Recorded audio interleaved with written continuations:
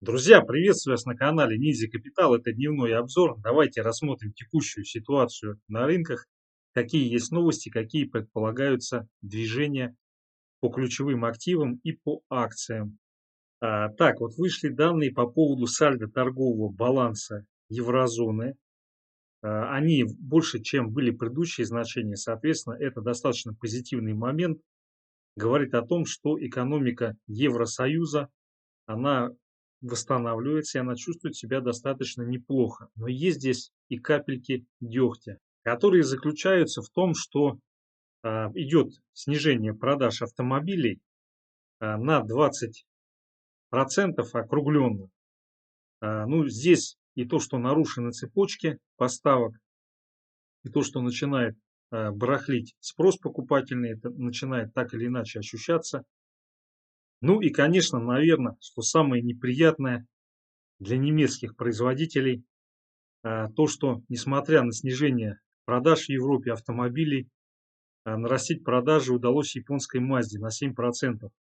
Ну и, собственно говоря, вот эта ситуация, она является прямым проявлением нарушением логистических цепочек и сбоями в поставках. Так, ну вот пошли страсти по поводу роста доллара из-за того, что ожидание решения ФРС на следующей неделе. Но здесь, я думаю, ситуация, скорее всего, она не будет, скажем так, кардинально решена на этом заседании ФРС. Волатильность, несомненно, это вызовет, но для того, чтобы понимать, что происходит с рынком труда в Соединенных Штатах, я думаю, должно пройти какое-то время, и тогда позиция ФРС, она определится, что делать, когда приступать к сокращению стимулов. Так, ну вот такие интересные новости, что крупнейший российский алкогольный ритейлер Mercury планирует провести IPO. Хотят получить оценку 20 миллиардов долларов и сейчас ищут, через кого это IPO проводить. Несомненно, то, что проводят IPO, это очень позитивный момент, потому что если идут IPO, значит есть спрос на активы, которые в стране работают и что-то производят. Конечно, хотелось бы, чтобы IPO проводили компании биологического, фармацевтического сектора, ну или производитель легковых машин. Ну что же, начнем с алкогольного сектора. Это тоже, я думаю, достаточно хорошо. Друзья, для экономики России это достаточно позитивный сигнал, я считаю. Но к IPO я немножко отношусь без придыхания, потому что, с моей точки зрения, нужно заниматься именно IPO для того, чтобы на нем зарабатывать деньги. Так, ну вот возникают проблемы с подписанием окончательной версии экономического плана Байдена по поводу вложений в инфраструктуру и поднятия налогов. Там уже, в общем-то, пошли трения между самими демократами, потому что есть там так называемое корпоративное крыло демократов. Ну, понятное дело, лоббизм есть везде, только в Америке он как бы более или менее прозрачен. То есть там люди, которые занимаются лоббизмом, они должны о своей деятельности заявлять и отчитываться. Вот, и проблема заключается в корпоративном налоге. Дело в том, что американцы, они как бы такая нация высококонкурентная, очень динамичная. Не хотят они поднимать корпоративный налог, ну, по крайней мере, определенная часть демократов. Говорят, давайте вместо этого увеличим налог на наследство. Потому что такое? Наследство там люди получают, они не зарабатывают этот капитал, не создают ничего. Поэтому давайте мы вот прижмем с той стороны, с корпоративным налогом подумаем, что делать.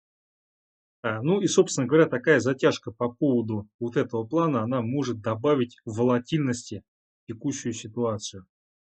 Так, ну вот я смотрю, у Кэти Вудс там страсти по Тесле кипят. Сейчас мы Теслу посмотрим, что ожидать по ней. Так, вот JP Morgan ждет роста S&P 500 еще на 6% до конца года. Смотрите, если вот этот промежуток времени, конец сентября, начало октября успешно пройдем, то дальше новогодние ралли, и там даже, наверное, не 6% будет, а побольше. Главное, чтобы вот текущая турбулентность, которая связана там с перекладкой и потом со сведением финансовой отчетности, чтобы это не привело к значительной турбулентности и просадке рынков. Если сейчас вот эта ситуация будет удержана, Я думаю, до конца года ралли будет даже не 6%, а может быть 10% от текущих значений. Ну и на следующей неделе заседание ФРС. Там даже в большей части может быть очень сильная реакция на то, что скажут, а не на то, что какие решения приняли. Ну, вот я не знаю, у меня есть такое устойчивое ощущение, что вот если этот промежуток времени мы сейчас нормально пройдем, без всяких обвалов там и нюансов, то до конца года никто ничего, скорее всего, трогать и армагеддонить не будет, потому что, ну, по традиции должна быть позитивная встреча Нового года, новогодние ралли и так далее и тому подобное.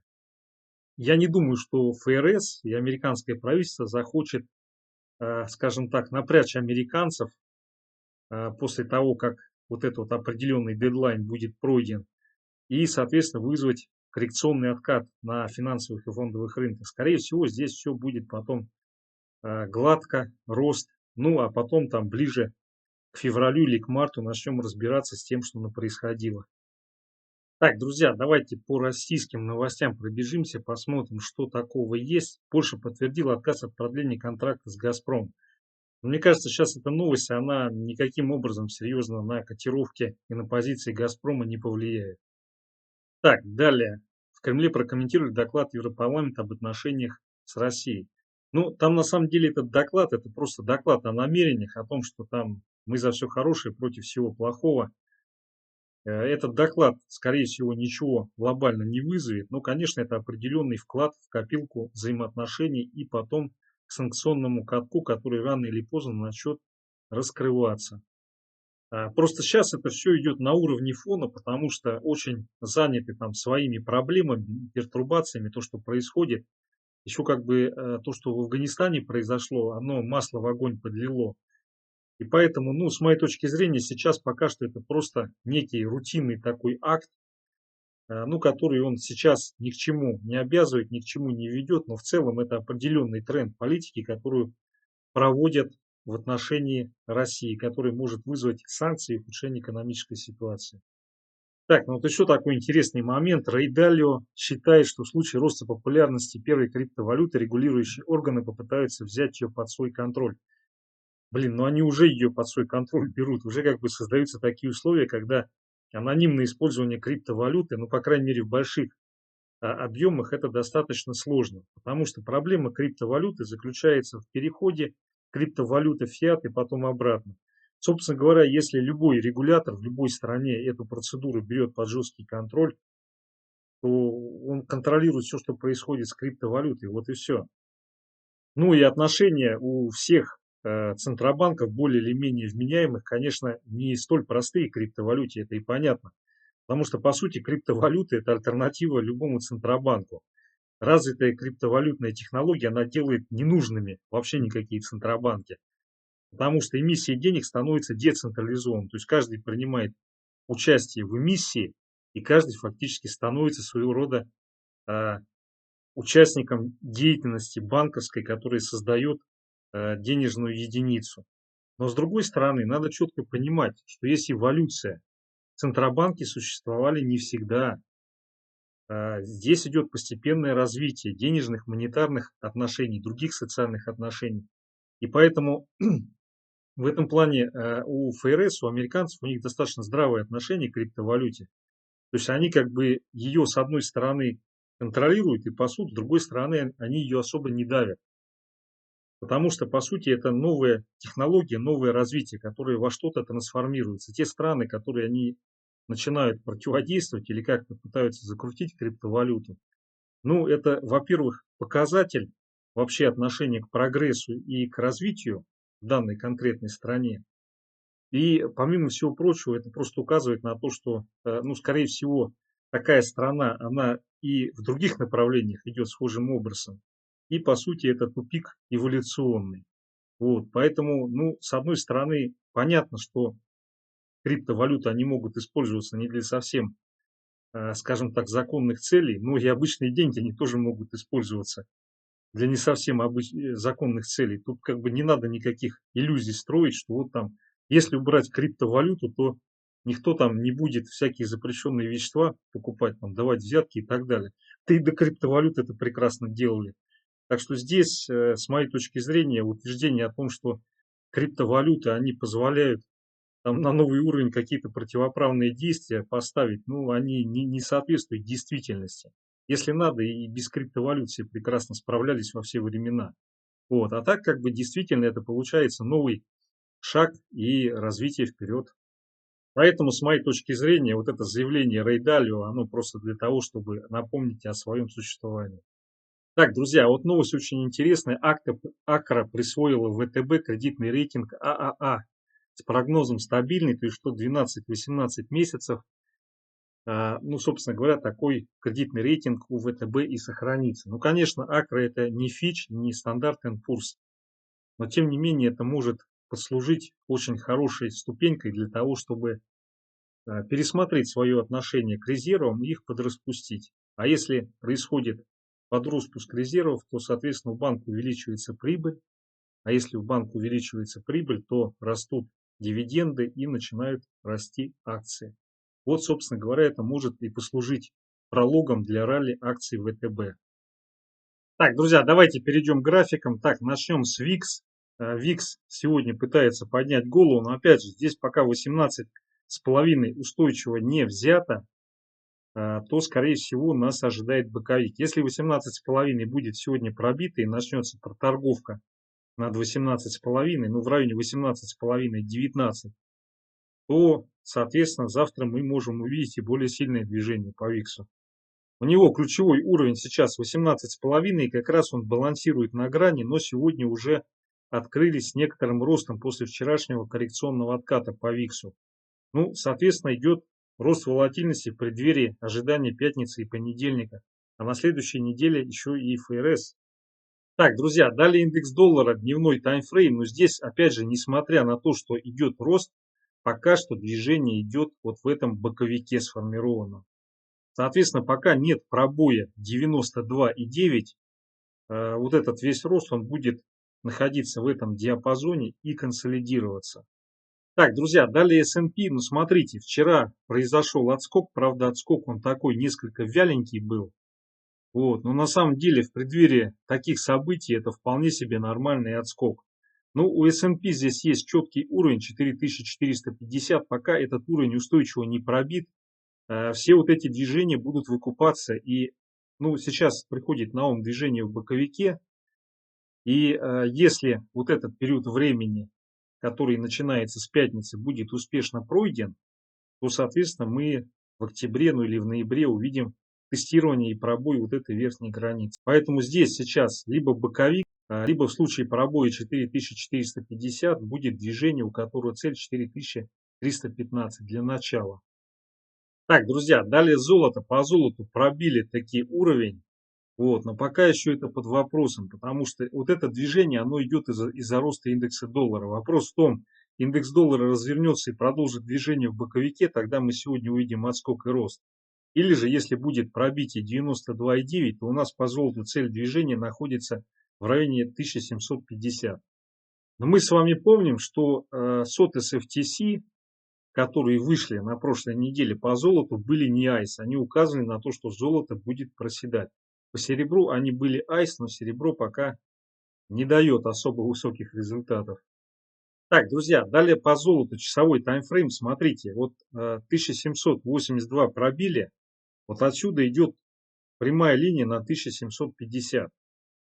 Но если индекс доллара все-таки отобьется от верхней границы и не пойдет выше, то мы либо отсюда сейчас, вот он на часовике пытается развернуться, либо от 1750 попытается развернуться и отскочить. Ну и здесь нагнетание по золоту, оно идет в ожидании заседания ФРС и того, что будут сокращены стимулирующие меры. Потому что золото, оно напрямую от этого зависит. Так, друзья, далее нефть 74,9-75 у нас уровень. Если этот уровень не пробивается, то вот эта вся проторговочка ведет на 77,5 после пробоя уровня 76. Так, друзья, далее серебро. Давайте часовик поставим. Серебро, конечно, по сотам обещало рост, но вот здесь как бы в ожидании того, что ФРС будет, возможно, заявлять о сокращении мер, все, что связано с уходом от инфляции, оно, ну, скажем так, с размещением свободных денежных средств, если быть более точными, они, соответственно, металлы проседают. Здесь вот сейчас текущее значение, либо же значение от 23.43 до 23.35, вот здесь должна быть консолидация. Если будет пробой вот этого уровня, то, соответственно, отсюда у нас открывается портал движения в район 22 или 21,5. Поэтому здесь вот эти текущие моменты, они очень важны для серебра, поскольку пробой, он может очень сильно вниз его затянуть. Так, друзья, ну палладий обнулили, можно сказать. Ударился он в сильный уровень, который у него в районе 2000 проходит.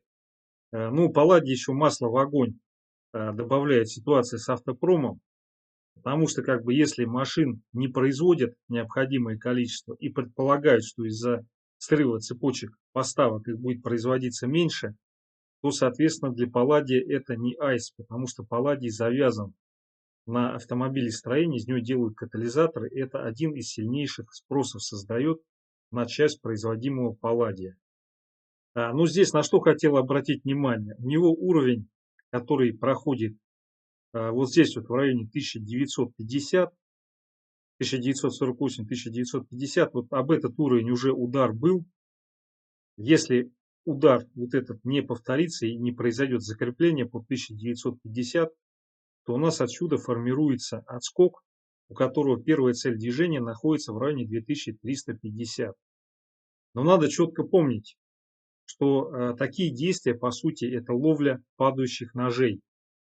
Но здесь, в данной ситуации, то, что касается палладия, весьма вероятно, что этот падающий нож, он уже уперся в бронещит, сильный уровень, и, соответственно, вероятность того, что отсюда разовьется отскок, она достаточно высокая.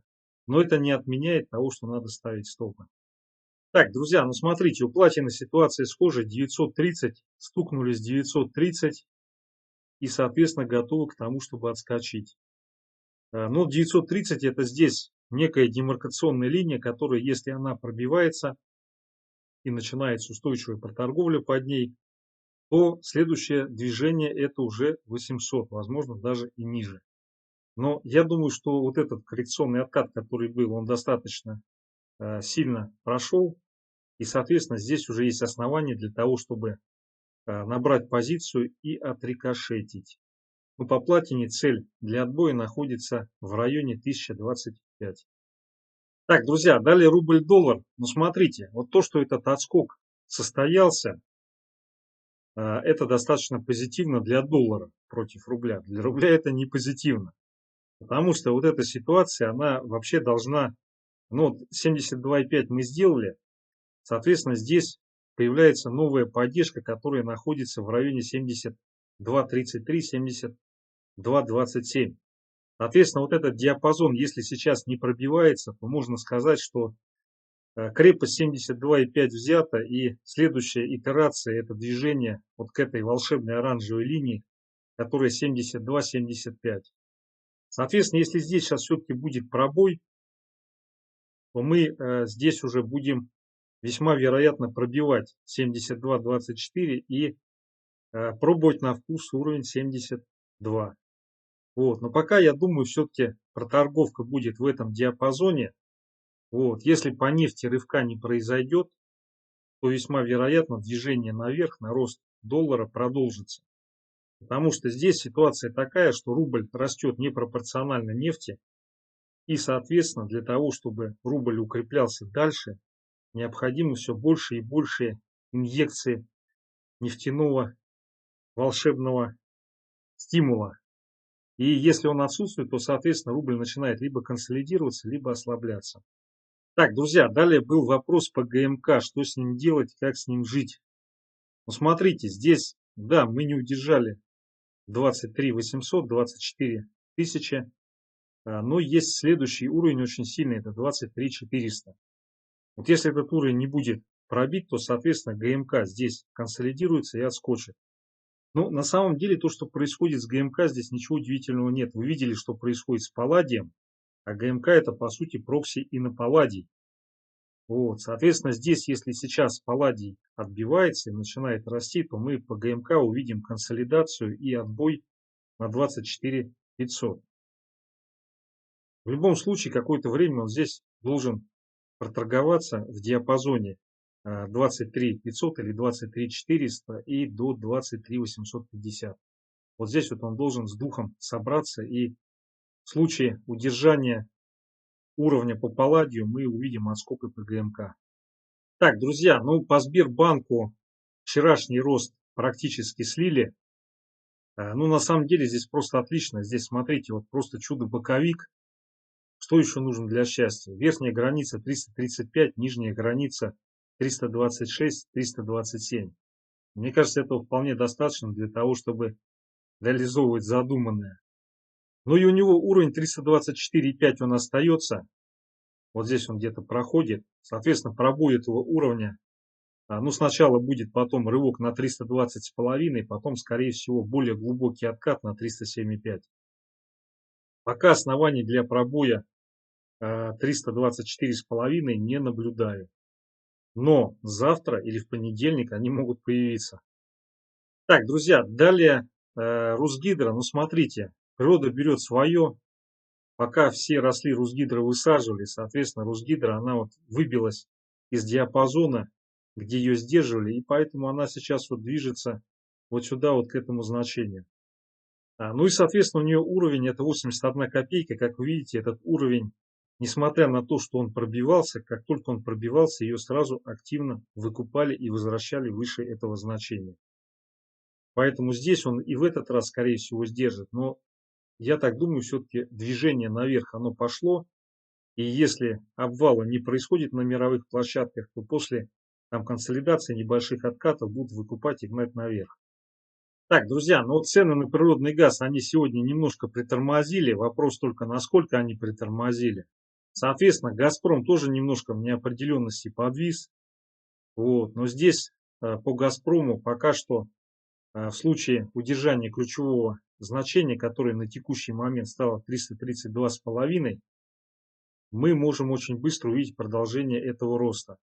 В силу обстоятельств просто так сложилось, что вот ему не дадут, наверное, на этой неделе исторический перехай сделать, потому что вот эти все события, которые связаны сначала с экспирацией 18 числа по опционам США, потом, соответственно, отчетность в Америке и заседание ФРС, все это в совокупности, оно, по-видимому, его какое-то время будет сдерживать. Ну, если только рынки не обвалятся. Газпром тогда тоже не устоит. Так, друзья, далее HeadHunter. Ну, смотрите, вчера он показал волю к движению наверх.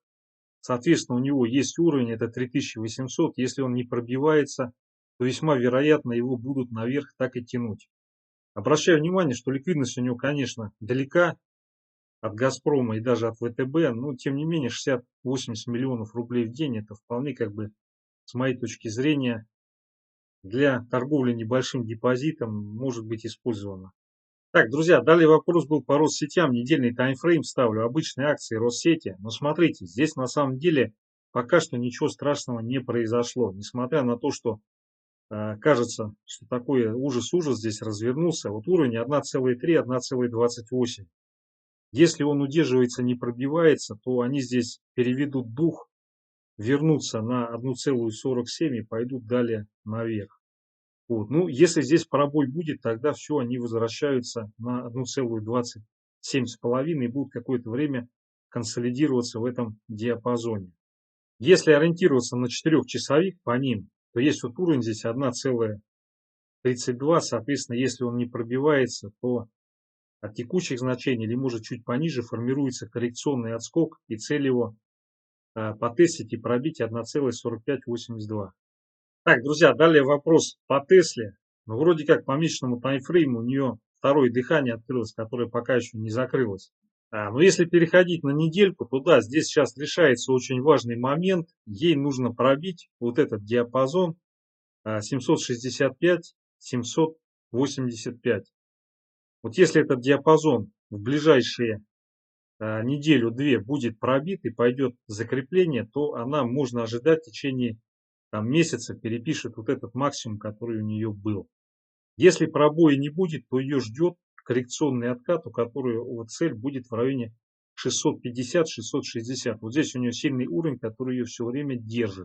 Ну и 4-часовой таймфрейм указывает на то, что сегодня весьма вероятно будет движение с целью потестить 780. И в случае пробоя взять заодно и 790-800. Вот здесь четко прослеживается уровень, который проходит на 725-720. Соответственно, если этот уровень устойчиво не пробивается, то движение наверх будет продолжаться. Если здесь все-таки возникает пробой, то нас ждет движение на 680-650 вот сюда, в этот диапазон. Друзья, все, основные события, основные активы. Спасибо за внимание, успешных торгов. Счастливо.